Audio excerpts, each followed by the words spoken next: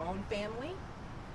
So it is extremely unlike her to not give word to her work and to not show up, as she was extremely devoted to her family and her clients and everybody. We are very worried. Do not hesitate to give any tips, to call the police, to call the line. We want her back. Thank you. Thank you, Jenny. And so true. Miss Lou was serving her community.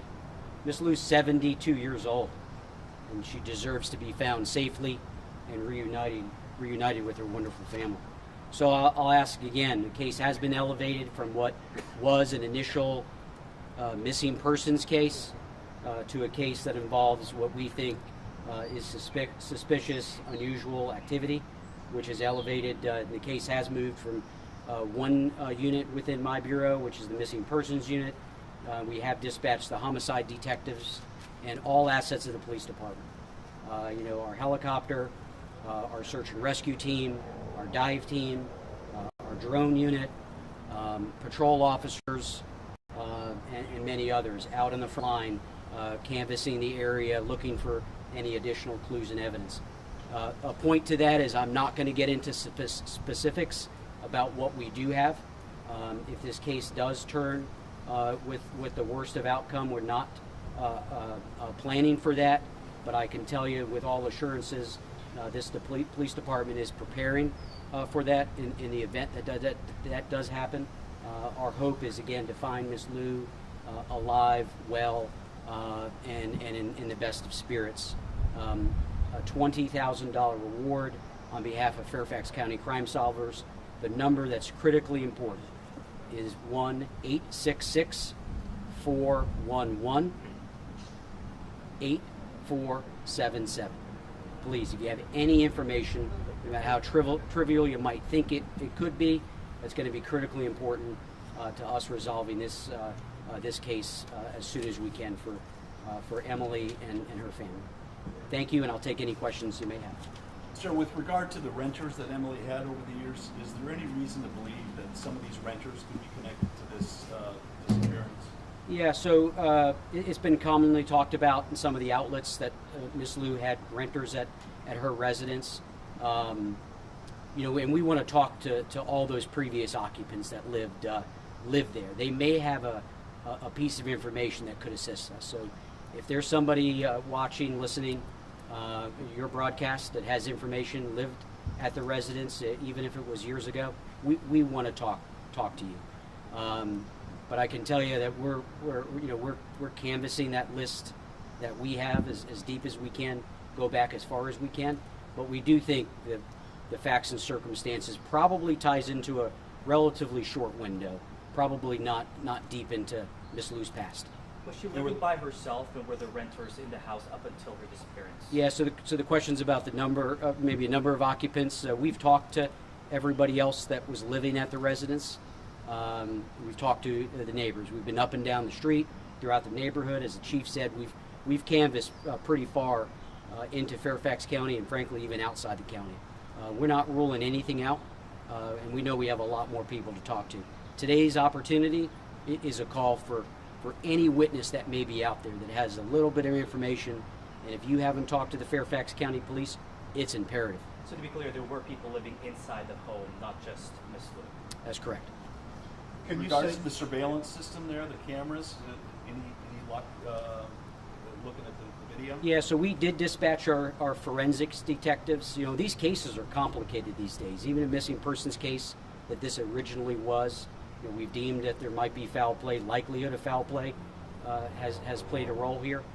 So we're looking at all the forensics. Neighborhoods oftentimes are covered with digital cameras and things like that. I'm not going to talk about specifically what we located at the residence, but oftentimes cases are very complicated because of the digital evidence, and we're still looking through all that. We had a reporter at the scene last night, went up to the door, and happened to notice through the door that there were pictures off the wall, and that it didn't just look quite right while she was knocking on the door, ringing the doorbell. Can you comment about that, or what? Yeah, so when we first got the dispatch 11 days ago, as the chief mentioned, officers were there.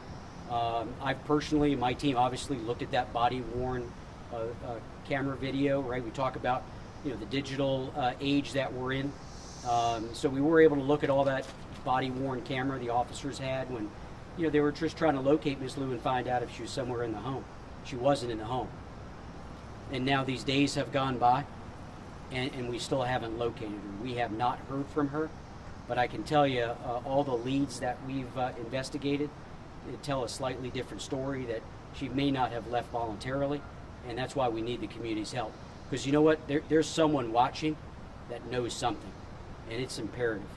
So the pictures off the wall, that kind of thing, do you suspect there was some kind of struggle? Yeah, so that question's been asked of me a lot, and my position is always that I'm not going to disclose what the house may have looked like prior to or after Miss Lou departed. What I can say is, we're looking at everything on, what the condition of the house may have been, and we shared a video yesterday, and hopefully many of you have watched it. That's the last known sighting that we have of Emily shopping here in Northern Virginia, down in Woodbridge. We shared that video, so maybe you saw her in the Aldi, maybe you saw her in the parking lot, maybe you saw her back when she traveled back into Fairfax County, which we believe she did. And that's why we're asking for anyone to come forward with information. Yes, sir. Yes, sir. In the neighborhood canvas, did you identify what you think might be useful assets for video surveillance? And have you identified those, or have you gone to look at those? Yeah, so we've we've canvassed the entire neighborhood, and the neighbors and community's been very responsive, like they always are on all our cases. We have great community support. It's no different in this case. And my detectives, we put more on this case, and we have other cases that we're working, but this is a critically important case. To hear, Jenny, your words, brings a tear to my eye. We've all got to do our part. And in the community, if you haven't heard from us, maybe you were driving on the street, you saw in the parking lot, maybe you know something. Someone told you something. Any information, we want to hear all about. 2 more questions, guys. Is your investigation completely focused on that perhaps she knew the individual who may have been involved in this, or is there still the potential that this is something random?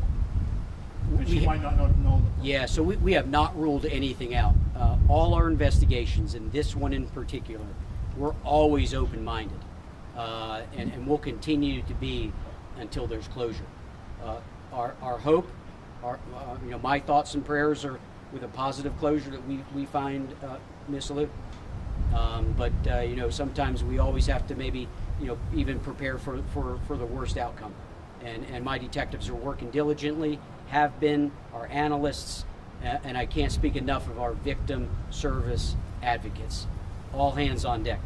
One more question. Has the family alluded to you at all whether she may have expressed concern for her safety, well-being recently, in the past few weeks, past few months, anything like that? I'm not going to comment on anything the family specifically said or didn't say, but I can say there's no indication that in this case. Miss Lou was working hard in her community. 72 years old, and worked.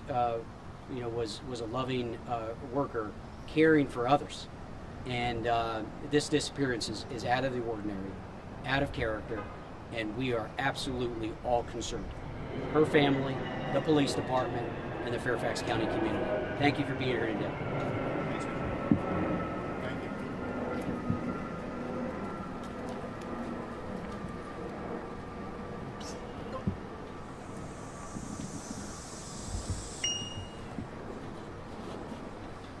Down the front.